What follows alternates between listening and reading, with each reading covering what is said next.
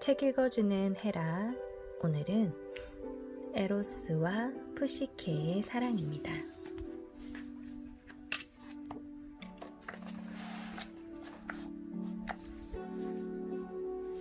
어느 나라에 푸시케라는 매우 아름다운 공주가 살았어요. 푸시케의 뛰어난 아름다움은 두 언니의 아름다움을 평범한 것으로 만들어버렸지요. 이웃나라에서도 푸시케를 보기 위해 사람들이 몰려오곤 했어요. 어쩜 저렇게 아름다울 수가 있지? 아프로디테 님도 푸시케만큼 아름답지 못할 거야. 이러한 소문은 아프로디테의 귀에까지 들어갔어요. 뭐야? 감히 인간 따위와 비교하다니. 사람들은 푸시케에 빠져 아프로디테에게 제사를 드리는 것도 있고는 했어요. 그러다가 아무도 아프로디테의 신전을 찾지 않게 되었지요. 아프로디테는 화가 나서 아들 에로스를 불렀어요. 에로스, 사람들이 아름답다고 떠받드는 푸시케를 세상에서 가장 못생긴 남자와 사랑에 빠지게끔 해라. 에로스는 곧장 푸시케가 사는 궁전으로 날아갔어요. 마침 푸시케는 잠들어 있었어요. 와, 어머니가 질투할 만큼 정말 아름답구나. 에로스는 자신이 해야 할 일도 까맣게 잊은 채 하염없이 푸시케를 바라보았지요. 그러다가 푸시케가 잠결에 뒤척이자 놀라서 그만 화살촉에 찔리고 말았어요. 아야, 푸시케를 향한 에로스의 사랑이 시작되는 순간이었어요. 시간이 갈수록 푸시케는 점점 더 아름다워졌어요. 하지만 푸시케는 자신의 아름다움이 너무나 싫었어요. 푸시케가 매우 아름다워서 아무도 감히 푸시케에게 청혼을 하지 않았거든요. 푸시케의 두 언니는 이미 이웃나라의 왕자들과 결혼했지요. 푸시케의 아버지는 걱정스러운 마음에 신탁을 받았어요. 푸시케를 네 왕국에서 가장 높은 산꼭대기에 데려다 놓아라. 그리고 푸시케의 미래의 남편이 누구인지 절대로 알려고 하지 마라. 푸시케의 아버지는 신탁을 받은 대로 막내딸을 높은 산꼭대기에 혼자 두고 내려갔어요. 혼자 남은 푸시케는 두려움에 벌벌 떨었어요. 그때 거센 바람이 불어와 푸시케를 휘감았어요. 바로 서쪽 바람의 신 제피로스였어요. 제피로스는 푸시케를 번쩍 들어 올리더니 눈 깜짝할 사이에 어느 아름다운 궁전 앞에 내려놓았어요. 그 궁전의 기둥은 모두 황금으로 되어 있었고 방들은 갖가지 보물과 값비싼 예술품들로 가득 차 있었지요. 밤이 되자 푸시케의 귀에 어떤 목소리가 들려왔어요. 목소리의 주인은 바로 에로스였어요. 푸시케, 어서 오시오. 그대를 신부로 맞이하다니 믿기지가 않소. 푸시케는 어두워서 남편의 얼굴을 볼 수 없었어요. 하지만 자신을 향한 목소리와 손길에서 깊은 사랑을 느낄 수 있었어요. 그렇게 둘은 아름다운 궁전에서 행복한 시간을 보냈답니다. 하지만 시간이 흐를수록 푸시케는 남편이 누구인지 알고 싶어졌어요. 남편은 매일 밤이 되면 왔다가 날이 밝기 전에 떠났지요. 당신의 얼굴이 보고 싶어요. 언제쯤 보여주실 거예요? 하지만 남편은 늘 때가 될 때까지 기다리라고 했어요. 푸시케는 어쩔 수 없이 남편에 대한 궁금증을 참고 있었어요. 하지만 참는 것은 그것만이 아니었어요. 날이 갈수록 가족들이 그리워서 도저히 참을 수가 없었지요. 어느 날 밤 푸시케는 남편에게 속마음을 털어놓았어요. 부모님과 언니들이 너무 보고 싶어요. 내 사랑 푸시케, 그럼 두 언니라도 이곳으로 초대합시다. 단 내 이야기는 절대로 하지 마시오. 푸시케는 언니들을 볼 수 있게 되어서 무척 기뻤어요. 다음날 서쪽 바람에 신 제피로스가 두 언니를 궁전으로 데려왔어요. 세 자매는 서로 눈물을 흘리며 반가워했지요.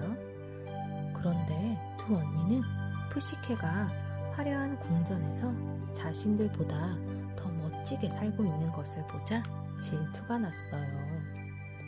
그런데 푸시케, 남편은 어떻게 생겼니? 푸시케는 남편의 당부를 잊어버리고 사실대로 털어놓고 말았어요. 아직 한 번도 남편을 본 적이 없다고? 혹시 네 남편이 괴물이어서 얼굴을 숨기는 게 아닐까?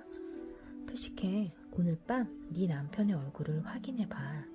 만약 괴물이면 이 칼로 베어버려, 알았지? 큰언니가 품에서 작은 칼을 하나 꺼내더니 푸시케에게 건네주었어요. 푸시케는 그날 밤 남편의 얼굴을 확인해 보기로 했어요.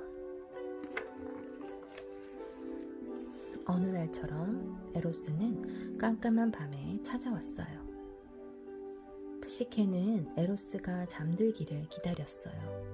그러고는 등잔에 불을 붙여 자는 남편의 얼굴을 비춰보았어요. 그런데 이게 웬일인가요? 남편은 괴물이 아니라 신중에서도 가장 아름답고 매력적인 에로스였어요. 푸시케는 아름다운 에로스의 얼굴을 넋을 잃고 바라보았어요. 그러느라 등잔에서 뜨거운 기름이 에로스의 어깨에 떨어진 것도 몰랐지요. 잠에서 깬 에로스는 등잔불과 칼을 든 푸시케를 보고는 무슨 일이 벌어졌는지 금방 알아챘어요. 어리석은 푸시케, 내가 그토록 당부했는데 이것이 나의 사랑에 대한 보답하는 것이오? 에로스는 푸시케를 원망스럽게 바라보다가 훌쩍 떠나버렸어요. 에로스가 돌아오지 않자 푸시케는 먹지도 않고 잠도 자지 않으면서 남편을 찾아 헤매고 다녔어요.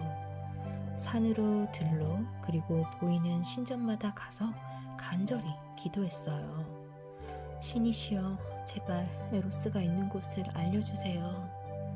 하지만 신들은 푸시케의 기도를 들어주지 않았어요.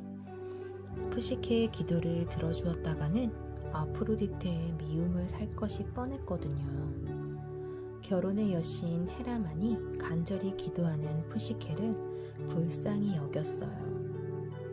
가엾은 푸시케, 내가 너를 아프로디테의 미움에서 구해줄 수는 없지만 그녀의 화를 풀어줄 방법은 알고 있단다. 아프로디테에게 찾아가 진심으로 용서를 빌어라. 그러면 너의 남편을 찾도록 도와줄 것이다. 푸시케는 곧장 아프로디테의 신전을 찾아가 진심으로 용서를 빌었어요. 하지만 아프로디테는 아주 매섭게 푸시케를 바라볼 뿐이었지요. 제가 어떻게 해야 아프로디테님의 화가 풀릴까요?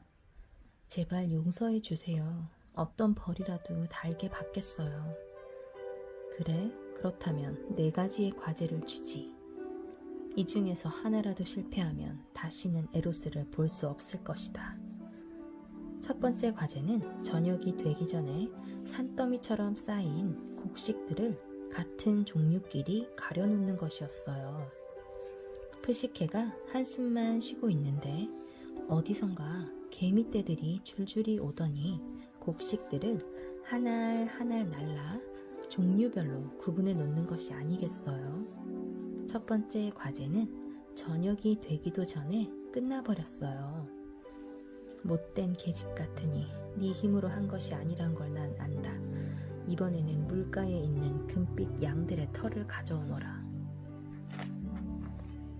푸시케가 물가로 가자 어디선가 목소리가 들려왔어요.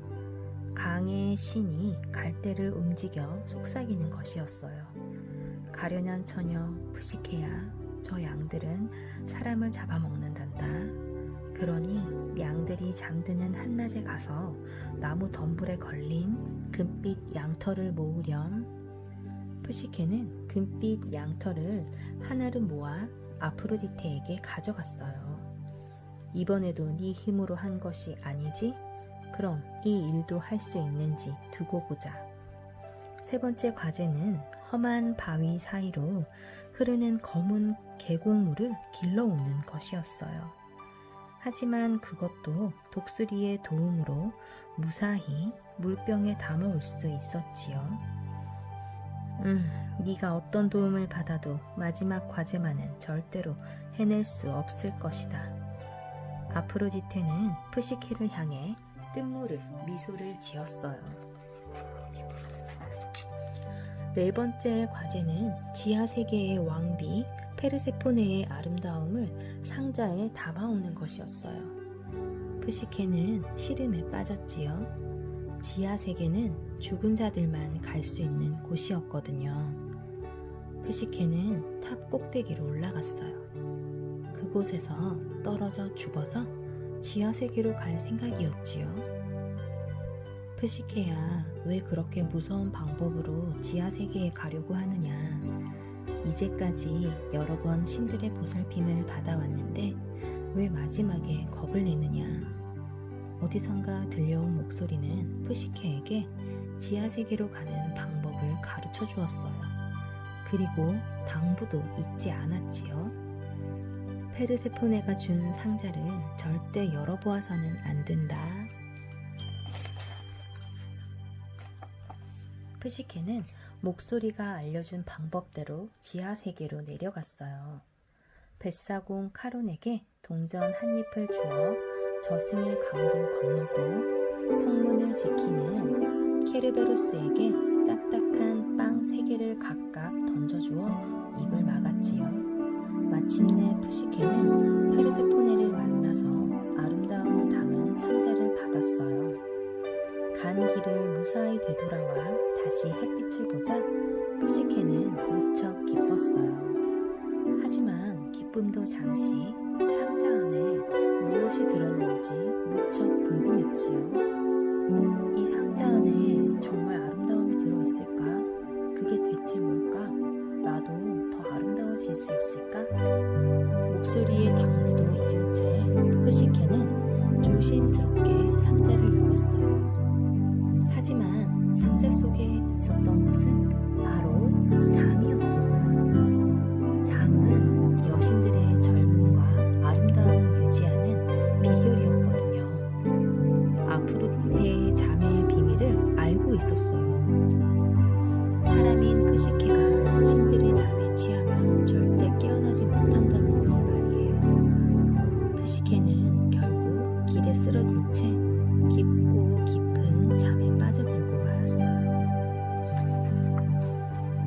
한편 에로스는 날이 갈수록 푸시케가 그리워서 견딜 수가 없었어요. 그래서 푸시케를 찾아 나섰는데 길에 푸시케가 쓰러져 있는 거예요. 에로스는 푸시케가 쓰러져 있는 이유를 금세 알았지요. 에로스는 푸시케의 몸에서 잠을 끌어모아 다시 상자 안에 가두고 그의 화살로 푸시케를 찔러 깨웠어요. 푸시케, 그대는 또 호기심 때문에 죽을 뻔하였소. 자, 일어나서 어머니의 과제를 마저 해내시오. 에로스는 그렇게 말하고 하늘 높은 곳으로 힘껏 날아올랐어요. 에로스가 찾아간 곳은 바로 제우스가 있는 곳이었어요. 제우스여, 부디 제 어머니의 화를 풀 수 있게 도와주소서. 저와 푸시케의 사랑이 이루어지게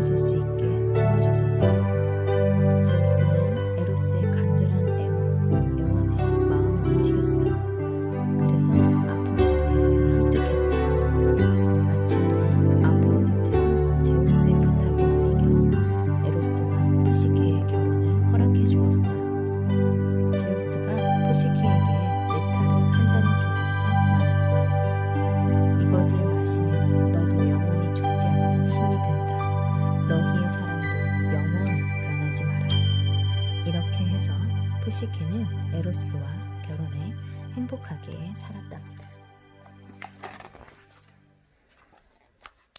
푸시케의 이름에 담긴 뜻이 무엇일까요? 푸시케는 그리스어로 나비를 뜻하는데 이 말은 동시에 영혼이라는 뜻도 지니고 있어요. 옛날 그리스 사람들은 죽은 사람의 영혼이 나비가 되어 날아간다고 믿었어요. 그래서 푸시케는 미술 작품에서 나비의 날개를 가진 모습으로 그려지기도 해요. 이 책의 이야기는 푸시케처럼 여러 가지 고난을 겪으면서 영혼이 성숙되어야 진정한 사랑과 기쁨을 얻을 수 있다는 것을 알려주고 있어요. 나비는 애벌레의 힘든 시간을 마친 뒤 비로소 아름다운 날개를 가진 나비가 돼요. 이 모습은 갖은 고통 속에서 사랑의 결실을 보게 된 푸시케의 삶과 비슷해 보이지요?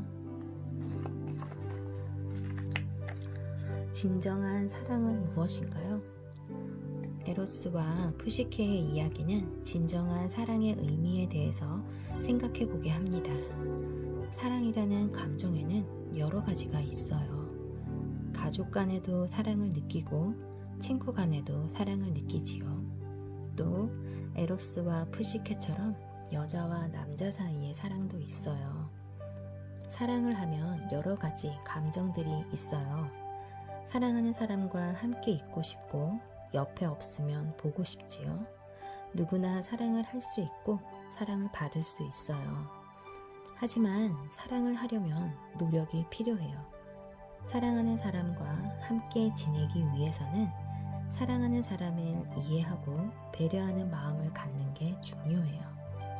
또 사랑할 때 힘든 일이 찾아올 수도 있어요. 푸시케처럼 사랑하는 사람의 말을 믿지 못하고 의심하면 고통과 고난이 찾아오기도 해요. 사랑하는 에로스가 떠나버리자 푸시케는 마음이 무척 아팠어요. 하지만 푸시케는 포기하지 않고 고난과 역경을 묵묵히 참고 이겨냈어요. 그리고 에로스의 마음을 되찾기 위해 아프로디테가 내준 어려운 과제들을 하나하나 해냈죠. 푸시케는 마지막 과제를 위해 지하 세계까지 갔고 이런 푸시케의 노력을 보고 에로스는 다시 마음을 돌렸어요. 결국 둘은 신들의 축복 속에 결혼해서 영원히 행복하게 살게 되었답니다. 이처럼 사랑을 하는 동안에는 기쁘고 행복한 일만 있는 것이 아니에요. 갈등이 생기고 가슴이 아픈 일도 생기고 고난과 역경이 따르기도 하지요. 하지만 이러한 것들을 모두 이겨내면 진정한 사랑의 기쁨을 얻게 된답니다. 오늘은 에로스와 푸시케의 사랑이었습니다.